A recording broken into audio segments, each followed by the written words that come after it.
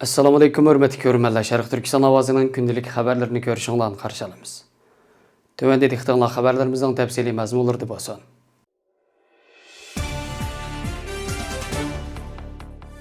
Xitay Kompartiyası 1-iyun günü məxsus bayanat e'lon qilib, atalmış Şinjandakı kişilik hüququnun taraqqiyoti o'tgan 5 yilda g'oyat zo'r natijalarga erishdi deb jakarlagan. Xitay xabarlar torining xabarda aytilishicha, shuningdan bir kun burun Beijing shahrida o'tkazilgan muxbirlarning kutib olish yig'inida Xitoy davlat kabineti qarashliq axborot ishxonasining xodimi Li Xiaojun yuqorqi so'zlarni qilgan ekan. Shuningdek, o'tgan 5 yildan buyon Uyg'ur va boshqa turk millatlarning siyosiy, iqtisod, ma'arif, diniy e'tiqod va madaniyat jihatlaridagi haqlarining texmi mukammallashganligini, davlatning buni to'liq qo'g'dayotganligini alohida ta'kidlagan.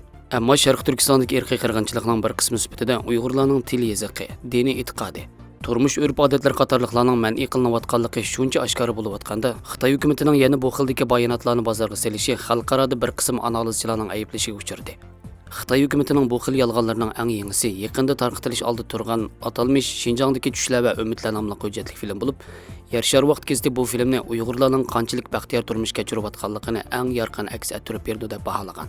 Xabarda aytilishicha, 53 minutlik bu filmda Xitoy hukumati tanlangan 10 necha shaxsni so'ziltish orqali ularning atalmış qoida tarbiyalash jarayonida qanday yangi bilimlarni o'rganganligi, shu orqali o'zlarining turmushini moddiy va ma'naviy jihatdan qanday yangiliklarga birikkanligini bayon qiladi ekan.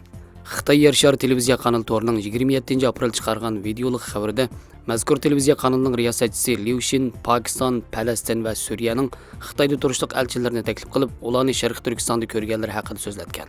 Pokiston, Falastin, Suriya degandek davlatlar Xitoyga beqinib qolgan va izchil Xitoyni qo'llab kelayotgan davlatlar bo'lib, bu davlatlarning Xitoydagi elchilarimi tamoman o'z davlatining maydoniga vakillik qiladi va Xitoyning manfaati uchun xizmat qiladi.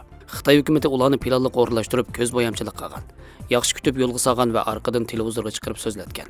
Xitoy bu orqali xalqaroning Uyg'ur masalasiga bo'lgan fikr yo'nalishini burmilashga uringan bo'lsa-mu, g'arb ellarida uning unumi chaqliq bo'lgan.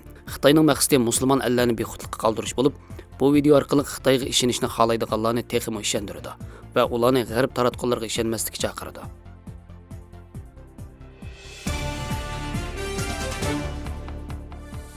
Amerika parlamentining Xitoy ishlari komiteti 1-iyun seshanba kuni Amerika ۋاسكېتبول چولپانلىرىدىن Sharqiy Türkistan paxtasini ishlatadigan va Sharqiy Turkistondagi majburiyat emgikiga qarshi turadigan Xitoy tantarbiya markalariga bo'lgan tasdiqlashni to'xtatishni talab qilgan.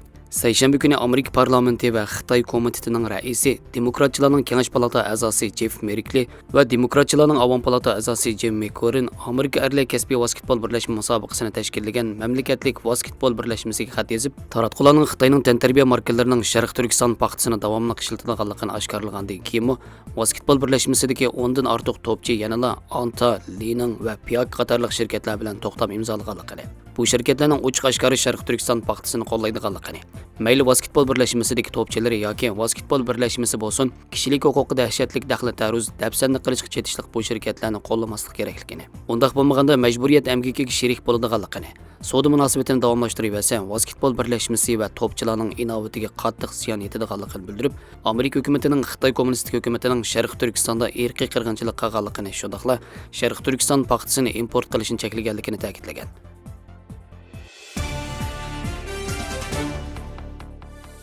Suriye kishilik huquqni kuzatish tashkiloti 1-iyun Suriya urushining 10 yilda 500 mingga yaqin kishining qazo qilganligini hamda ilgari sanalmagan 100 mingdan ortiq ziyonkashlik uchirg'uvchini jazmlashtirganligini bayon qilgan.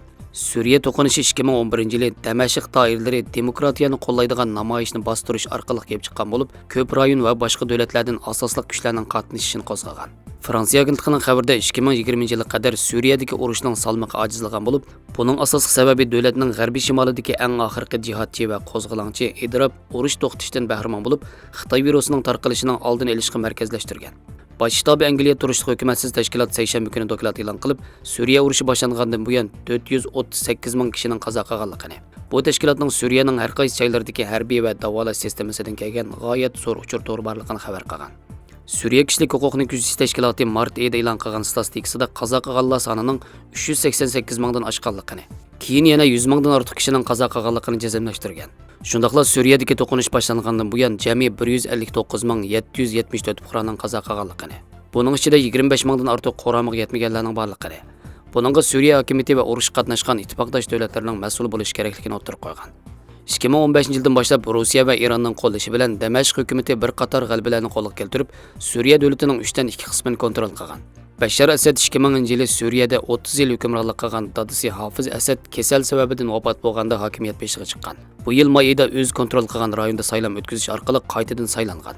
Xizmat muddati 7 yil. Bu saylam vayron xarakterlik urush boshlangandan buyon ikkinchi qatimliq prezident saylami. Ul aslaha vayron bo'lgan davlatda Bashar Asad qayta qurg'uvchi sifatida o'tirg'a chiqqan. Xristian hukumatsiz tashkiloti xalqaro ko'z qarashning yaqinqi doklatiga qaraganda, Suriya urushining iqtisodiy chiqimi 1 trillion 200 milliard dollardan oshgan ekan.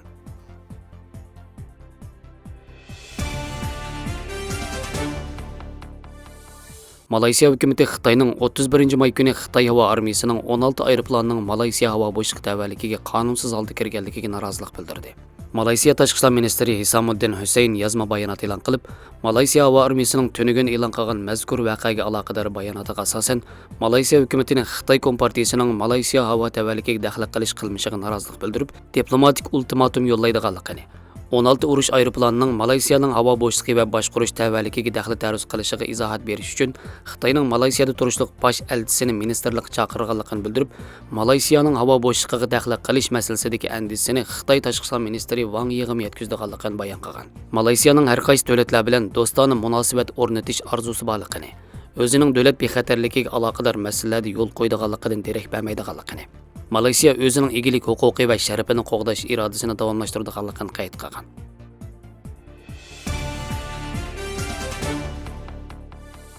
Tanlıq rəssam, sənət ma'rifçisi Ghazi Ehmed 1935-yili Qashqar shahrining Qo'g'on, hozirgi Nazarbog' yezisi dunyoga kelgan. Dadisi Ahmad Qazo xonim o'qimishliq odam bo'lg'achqa Ghazi Ahmedni atrofli tarbiyalagan. 1946-yildan 1952-yilgacha diniy bilim olgan. Kichigidan rasm chizishga, rassomlik havas qilib kelgan. Ghazi Ehmed bolalik vaqtlarida rasm chizib, boshqalarning maqtishiga sazovor bo'lgan. Ghazi Ehmed 1952-yili Qashqar pedagogika maktabga kirib, o'qish fursatiga ega bo'lib, maktabga kirgandan keyin o'z talantini namoyon qilib, rassomlik sohasiga cho'nqur ulsagan. U 1954-yili Urumchidagi san'at institutining rasm fakulteti qabul qilingan va sobiq Sovet ittifoqi Leningrad san'at institutining rassomi Kiryazovni ustoz tutib, Cheskakov o'qitish usuli bo'yicha qattiq tarbiyalanib, yo'riqlik ilmiy va rang ilmiga qarata cho'nqur tushunchaga ega bo'lgan. Shuning bilan birga g'arb san'at falsafasi va g'arb san'at asarlarini cho'nqur tadqiq qilib, o'zining rassomlik saviyasini yuqori ko'targan. 1962-yili Ghazi Ehmed Uyg'ur xalq adabiyotiga asoslanib sizgan G'arib sanam nomli maybo'yoq rasm rassomlik sohasida g'ulg'ul qo'zg'agan. Bu maybo'yoq rasmda esilzodalarcha kiyingan go'zal bir jup qiz yigitning oy nuriga cho'milgan gullikda uchrashgandagi o'tliq hissiyoti tasvirlangan bo'lib, osmondagi to'lin oy, qad ko'targan masjid munori orqa ko'rinish qilib, go'zal kelgusiga namoyon qilingan bo'lsa, oldi ko'rinishdagi qanot sungan sulg'un to'z qizning azobli kashmishiga simvol qilingan. O'rmon orasiga yushiringan chavandoz bo'lsa, qadimgi zamondagi mustabid kuchlarning go'zal muhabbatga bo'lgan to'sqinligiga simvol qilingan. Bu rasm yangi bir avlod yoshlarning qorong'u zulmat, mustabidlikka qarshi turish, yo'riqlikqa, erkinlikka intilishdak orzusini aks ettirgan. Real turmushga bo'lgan o'tda qizg'inlik, cho'nqur san'at amaliyoti, keng doirada madaniyat almashtirish va yuksak ijtimoiy mas'uliyat Ghazi Ehmedni cheniqtirgan va uni dongliq san'atkor qilib yetishtirgan. 1979-yildan 1982-yilgacha u tarixiy qadimiy kitoblar va Uyg'ur qadimgi zamon adabiyotiga asosan cho'nqur tadqiq qilish orqali Aman Nisoxon, Mahmud Qashqari, Robiya Saiddan va Yusuf Qasojib qatorliq bir turkum islom madaniyat san'atiga o'chmas to'p qo'shgan tarixiy shaxslarning obrazini yaratgan. Bu nodir asarlardan kishilar musiqshunos Aman Nisoxonning tabiiy go'zalligi va pok qalbini, olim Mahmud Qashqarining bilimga bo'lgan ishtiyoqini, Yusuf Qasojibning talanti urg'ib turgan mag'rur qiyofatini, ular yashagan davr va ular vakillik qilgan davr ruhini, ularning ko'zida parlab turgan mehribonlikni ko'rib olaydi. Ghazi Ehmed o'zining asarlari bilan millatimizning ma'naviy dunyosiga zuh berib qolmay, o'zining amaliy harakat orqali o'z amaliyatini ko'rsatgan. Ghazi Ehmed o'zi o'qigan ona maktabiga bir kompyuter sinf qurib bergan. Uningdan boshqa yana o'zgartib yasalayotgan mahalla masjidiga oz bo'lmagan yordamlarni qilib, o'zining milliy ruhini unutib qolmagan.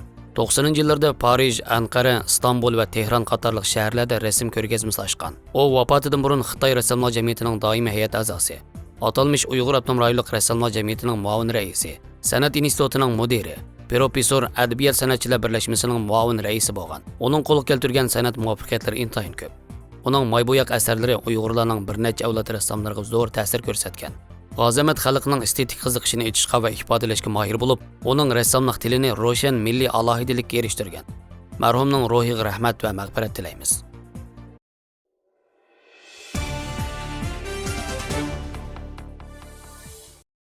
Xabarlarimizni ko'ngilingizga rahmat. Ko'rishguncha omon bo'linglar. Xayr xo'sh, Allohga omonat.